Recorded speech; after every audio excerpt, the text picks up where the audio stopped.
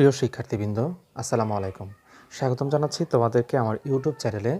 আমি তাকিবুল হোসেন জয়, সহকারী শিক্ষক, ত্রিমোহনী আদর্শ উচ্চ বিদ্যালয়। আজকে আমরা আলোচনা করব তোমাদের অষ্টম শ্রেণী অনুশীলনী 2.2 এর 7 এবং 8 নম্বর অঙ্কটি নিয়ে। তো 7 নম্বর অঙ্কে চেয়েছে বার্ষিক 10% মুনাফায় 8,000 টাকার 3 বছরের চক্রবৃদ্ধি মূলধন নির্ণয় করো। তার মানে আমরা অনুশীলনী 2.1 যে অঙ্কগুলো করে এসেছিলাম সেগুলো ছিল আমাদের সরল মুনাফার অঙ্ক। আর এখানে বলেছে আমাদের চক্রবৃদ্ধি মূলধন, তো চক্রবৃদ্ধি আকারে। এখন চক্র কি? চক্র মানে হচ্ছে গোল। তার মানে এখান থেকে যদি শুরু করা হয় তাহলে ইন্টারেস্ট এভাবে ঘুরে ঘুরে এই বছরে এসে ওই আগের আসল টাকার সাথে মুনাফাটা যোগ করে যা আসবে তা আবার পরের বছর এভাবে ঘুরতে থাকবে। তার মানে আসল আর মুনাফাটা যোগ করে পুরো বছরের আবার সুদ ধরতে হবে, যে সুদ আসবে সেটা আবার ওই টাকার সাথে যোগ করে আবার ধরতে হবে। এটাকে বলা হয় চক্রবৃদ্ধি। চক্রের ন্যায় আকারে ঘুরতে থাকবে, বাড়তে থাকবে, চক্রের ন্যায় আকারে ঘুরতে থাকবে। তাহলে চক্রবৃদ্ধি মূলধনটা আমাদেরকে নির্ণয় করতে হবে।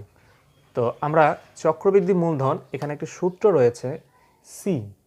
চক্রবৃদ্ধি মানে হচ্ছে C, C is equal to P into 1 plus I to the power N. এটা হচ্ছে আমাদের চক্রবৃদ্ধি মূলধনের একটি সূত্র। আমাদের এটা মুখস্থ করতে হবে, মনে রাখতে হবে। চক্রবৃদ্ধি মূলধনের সূত্র হচ্ছে C is equal to P into 1 plus R to the power N. সিটি হচ্ছে চক্রবৃদ্ধি। তাহলে আমাকে 7 নম্বর বলছে চক্রবৃদ্ধি মূলধন নির্ণয় করো। তো আমরা 7 নম্বরটা আলোচনা করব। তো 7 নম্বর অঙ্কে দেওয়া আছে মুনাফার হার আর সমান 10%, বা এই 10%টাকে চক্রবৃদ্ধি করার ক্ষেত্রে আমরা যদি দশমিকে প্রকাশ করি তাহলে আমাদের অঙ্কটা করতে সুবিধা হবে। তাহলে আমরা 10% মানে হচ্ছে 0.01, অর্থাৎ 10কে যদি আমরা 100 দ্বারা ভাগ করি তাহলে রেজাল্ট আসবে 0.1। তাহলে আসল পি সমান 8,000, সময় এন সমান 3 বছর। আমরা জানি চক্রবৃদ্ধি মূলধন, আমরা এখানে চক্রবৃদ্ধি মূলধন লিখেছিলাম C is equal to P into 1 plus R to the power N. এটা হচ্ছে সি এর সূত্র, মানে চক্রবৃদ্ধির সূত্র। তাহলে লিখেছি আমরা জানি C is equal to P into 1 plus R to the power N. তাহলে এখানে পি এর মান 8,000, সূত্রের 1, আর মানে হচ্ছে 10% মানে 0.1, তার উপরে পাওয়ার হচ্ছে 3। তাহলে আমরা যদি 1 যোগ 0.1 যোগ করি তাহলে আসবে 1.1। এই যদি আমরা 3 বার পাওয়ার, এখানে কত 3 বার, আমরা জানি কোনো সংখ্যার উপরে পাওয়ার যত থাকবে বা সূচক যত থাকবে সেই সংখ্যাটি ততবার। তাহলে 1.1 গুণ 1.1 গুণ 1.1, একে যদি আমরা গুণ করি, 3 বার গুণ করার পরে যদি আমরা গুণফলটাকে 8,000 দিয়ে গুণ করি তাহলে আমার রেজাল্ট আসবে 10,648 টাকা। তাহলে 7 নম্বর অঙ্কের সমাধান হচ্ছে 10,648 টাকা। এবার আমরা আলোচনা করব 8 নম্বর অঙ্কটি। তো 8 নম্বর অঙ্ক বলেছে বার্ষিক শতকরা 10 টাকা মুনাফায় 5,000 টাকার 3 বছরের সরল মুনাফা ও চক্রবৃদ্ধি মুনাফা। তার মানে আমরা এর পূর্বে যে অনুশীলনটি করে এসেছিলাম 2.1, সেটি ছিল আমাদের সরল মুনাফা, এবং এই অনুশীলনী 2.2 হচ্ছে আমাদের একটি চক্রবৃদ্ধি মুনাফা। তাহলে আমাকে প্রথমে এই অঙ্কটাতে 5,000 টাকার 10% করে 3 বছরের সরল মুনাফা বের করতে হবে, এরপরে বের করতে হবে চক্রবৃদ্ধি মুনাফা। দুইটা বের করে আমাকে তারপরে বিয়োগ করতে হবে। হ্যাঁ, তা আমরা লিখব 8 নম্বর দেওয়া আছে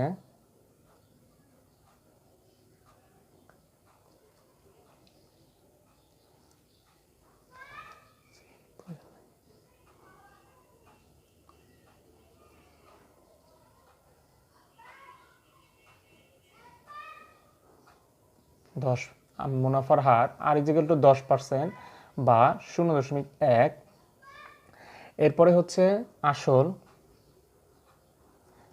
পি সমান, দুইটার ক্ষেত্রে আসল পি 5,000 টাকা, অর্থাৎ 5,000 টাকার 3 বছরের 5,000 টাকার সরল 3 বছরের মুনাফা এবং চক্রবৃদ্ধি আকারে 3 বছরের মুনাফা। আর সময় এন সমান 3 বছর, অর্থাৎ 3 বছরে আমাকে এখানে সরল মুনাফা এবং চক্রবৃদ্ধি মুনাফার পার্থক্য নির্ণয় করতে হবে। তাহলে প্রথমে লিখব সরল মুনাফা। আমরা সবাই পারি সরল মুনাফার সূত্র, কারণ আমরা পূর্বের ক্লাসে করে এসেছি, পূর্বের চ্যাপ্টারটাতে I is equal to P N R. তা আমরা এখানে পি এর মান কত 5,000 গুণ এন, এন হচ্ছে আমার 3 বছর গুণ আর, আর এর মান হচ্ছে 0.1। তো এটাকে যদি আমরা ক্যালকুলেশন করি, এর সাথে একটা 5000 যোগ করতে হবে, কারণ এটা বের করার পরে আমার বের হবে কি টোটাল মুনাফাটা, অর্থাৎ 5000 টাকার 3 বছরে 10% করে মুনাফা কত আসে সেটা আমার আসবে। এর সাথে কি করতে হবে, আমার যে আসল টাকাটা, সেই আসল টাকাটা যোগ করতে হবে। এটা তোমরা ইচ্ছা করলে এখানেও করতে পারো, অথবা মুনাফাটা বের করে মুনাফার সাথে বাইরে 5000 টাকা যোগ করে দিতে পারো, যে মুনাফা আসল। এটা তোমাদের যেভাবে সুবিধা। তাহলে আমরা যদি 5000 গুণ 3 গুণ 0.1 করি, তাহলে আমাদের রেজাল্টটা কি আসবে? আমাদের রেজাল্টটা আসবে 1500। তাহলে আমাদের রেজাল্ট আসলো কত? 1500। অর্থাৎ 5000 টাকার 3 বছরের 10% করে মুনাফা হচ্ছে 1500 টাকা। এর সাথে আরও যোগ দেব 5000। তোমরা ইচ্ছে করলে, আমি আবার বলতেছি, তোমরা ইচ্ছে করলে এই 1500 টাকা বের করার পরে লিখতে পারো সরল মুনাফা, মুনাফা আসল, সরল মুনাফা আসল 5000 যোগ 1500। অথবা এখানে যদিও 5000 যোগ করে দাও তাহলেও কোনো সমস্যা নেই, তাতেও রেজাল্ট একই আসবে, 6500 টাকা। তার মানে আমি যদি 3 বছরের সরল মুনাফায় 10% হারে 5000 টাকা 3 বছরের জন্য জমা রাখি, তাহলে আমি 3 বছর পরে সরল মুনাফা আকারে পাবো কত? 6500 টাকা। ঠিক আছে, এটা বের হলো আমাদের কি সরল মুনাফা। এরপর আমাকে কি বের করতে হবে? এখন আমাকে বের করতে হবে চক্রবৃদ্ধি মুনাফা, অর্থাৎ চক্রবৃদ্ধি আকারে এর মুনাফার পরিমাণ কত।